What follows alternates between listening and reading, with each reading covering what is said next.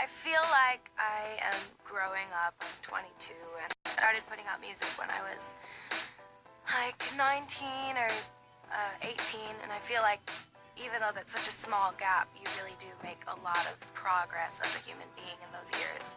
Those are like some of the most influential years. I feel like you change the most and you learn the most. Obviously every year we do, but when you're young, every year feels like, wow, I'm a completely different human, and it took me a while to come into my own, to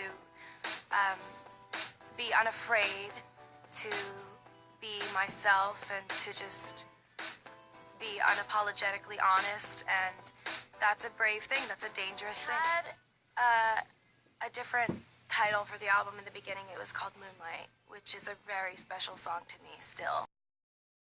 It's like the centerpiece of the album a little bit, but I wanted to change the title because I feel like Dangerous Woman is more of an anthem, really. I feel like it represents more accurately where I'm at right now, and it's a stronger, more direct title that I feel like encompasses the body of work more.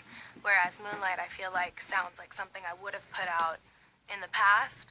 This sounds like what the album sounds like, which is a mature, sexier, more forward album for me. Did half of the album with Max Martin, and I did a lot of the album with my friends Tommy Brown and Victoria Monet, and it was really nice because I feel like the two producers that I worked with mainly on this album understand me so much as a human being that the fusion of the two sounds kind of just made for one perfect, like, dream sound for me. So working with Max is and always has been a dream. He's so talented and so chill and so humble, which is so refreshing, because a man who's been as successful as he has in pop music, for him to just be as cool as he is so amazing. I love it. He's like a friend. I love the verses so much because there's just, it was just right where I was at when I recorded it. That was where I was at here. The whole don't need permission, make my decision, test my limits. I was like at a pivotal point in my life where I was making changes. I was doing what I felt in my gut. I was listening to myself, and it felt so good.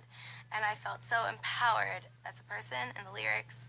The song met me at the right time in life, and it was just the weirdest, most cosmically weird thing. And yeah, so the verse lyrics make me like super emotional because I feel like I can super relate. It was a really insane week. There was lots going on, you know. The first day you meet a million people who you have watched religiously on the show, and you meet Lorne, and you meet everybody, and they're pitching you ideas, and then you have your promo shoot, and you have all this going on in the first day, and then the next day there's rehearsals, and there's table reads, and there's things, and there's so much going on. But it was the most fun I've ever had in my entire life, and as overwhelming and insane as I would do it every week if I could. It was my favorite thing ever. Alright, I was so excited to perform, mainly because my fans have heard little bits of Be Alright over the past like year. Because the night that we finished it, we sort of like Snapchatted us like partying in the studio, like dancing around to it because we were so proud of it. It's one of my favorite songs on the album, and it really is, it's super uplifting and really empowering, and the thing I love most about that song is that it really does make you feel like everything's gonna be alright. So cheesy, because that's the line in the song, but it really does make you feel that way. It makes me feel that way, and I want it to make my fans feel that way as well, because everybody has a fight, everybody has a battle, everybody has something that people bully them about, or, you know, everyone's been stepped on at one point or another, and that song is sort of just like,